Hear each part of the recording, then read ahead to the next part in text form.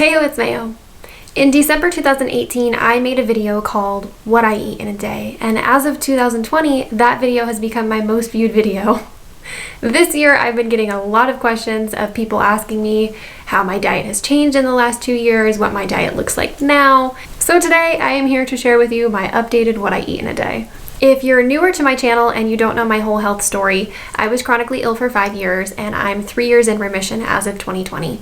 As for all of this food and diet stuff, I have something called mast cell activation syndrome, and at my worst it was making me have anaphylactic reactions to everything under the sun, and I was down to eating only 2 foods and everything else gave me a reaction. I was also only down to 1 brand of water that didn't make me react. It's been a long process to add foods back into my diet, and I do have other videos sharing about how I've done this, so you can check those out. I will link them below. And if you want to hear more about my whole health journey, you can check out my Lyme Diaries playlist because that's where all of my health vlogs go. But now we can talk about what I eat in a day now and what my food list looks like now. As of 2020, I am still on a gluten-free, dairy-free, sugar-free, except for fruit or honey, low histamine, low inflammation diet. Everything I eat is still cooked too because cooking food reduces histamine. I drink only water, and that means no juice, no tea, no coffee, no alcohol, nothing. And for the record, it's not something I've ever talked about on my channel, but I don't smoke, I don't do any kind of drugs at all. Other than that, the only other things I take currently are vitamin C, vitamin D, and I take an antihistamine twice a day to manage my mast cell activation syndrome. I have been eating and living this way for a solid 3 years now, and it has been a huge part of my healing journey. My stomach now is doing the best it's ever done in my life. I basically have had reflux since I was an infant, and these last 2 or 3 years is the first time in my life that I haven't had reflux. So my stomach is doing fantastic with this whole diet shift. When I was adding food back into my diet, I focused on each food group, and then I focused on adding multiple colors into each food group because yellow food doesn't have the same nutrients as a purple food, for example. So I added food groups, colors, and I'm eating a whole rainbow. I tried to have multiple food options for each food category, and then I just keep expanding on that more and more.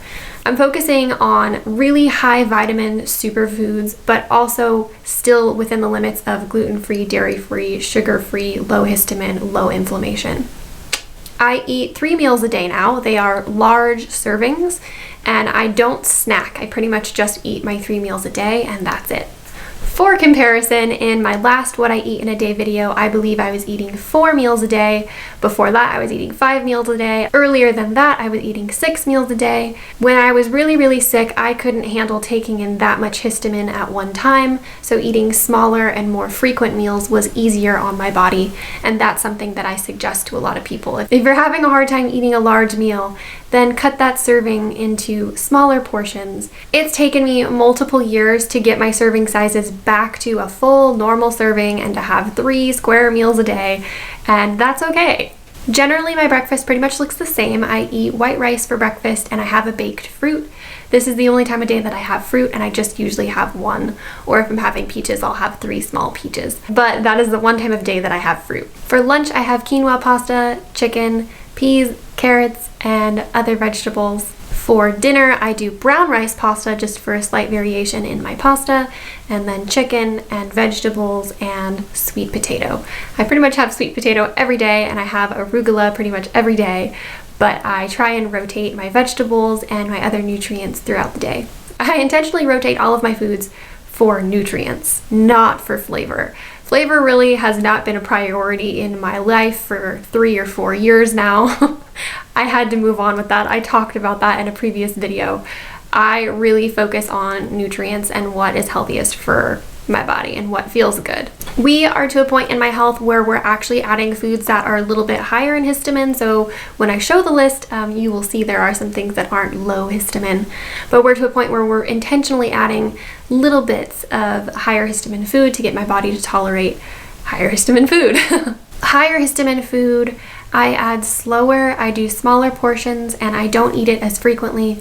There are some high histamine foods that I maybe will have like a small bite of once a month, and that's part of my reintroducing histamine foods back into my diet. There are some foods that I eat only on occasion. There are some foods that I eat every day. And like I said, there's some foods that I maybe eat only like once a month. So on to my actual food list. Here is what my current food list looks like. And if you want to pause this and, really look at this more, you can do that. I also included my little short list of foods that I potentially will add next. I have no time limit or rush to try and add things. I also have this one because this makes it a little bit easier for you to see. The green foods are things that I pretty much eat all the time. The red foods I eat maybe a couple times a year. And then the yellow foods are newer or in rotation. And that's what my food list look like if you guys want to check that out more. Moving forward, we are still planning to continue to do blood work to track where my vitamin levels are at and using that as kind of a little bit of a guide to figure out what foods we need to add next. Doing blood work and approaching it this way also helps us decide what kind of vitamins we want to add in the future, and that is something that we're probably going to start doing in this next year of 2021, is continuing to add foods based on nutrient levels and adding some slight vitamins here and there to fill these areas where foods are still not filling. I definitely get asked all the time about my diet and how things have gone, so I felt like it was just time to do an updated version of this and share these things with you guys. If you have any questions or comments or anything, please feel free to leave it in the comments below, or you can always find me on social media. I'm on Instagram every day, so that's the quickest way to get a hold of me, or you can find me on Facebook as well. I will leave my social media links below. Last but not least, I am releasing my recipes for free. I actually get asked pretty often how I cook the things that I eat, and so I decided to write up all of my food recipes and share them for free on my blog. So if you're curious of how I do all of this and how I manage this, I am writing up the recipes. They are really, really simple. Everything that I eat is like a 30-minute meal or less. They're so simple, they're so easy. There's barely anything that I add. There's no seasonings. I really just let these foods speak for themselves.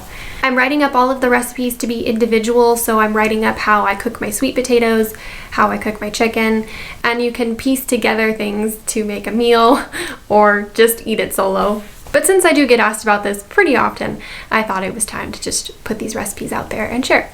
The recipe blogs will also be linked below this video as well.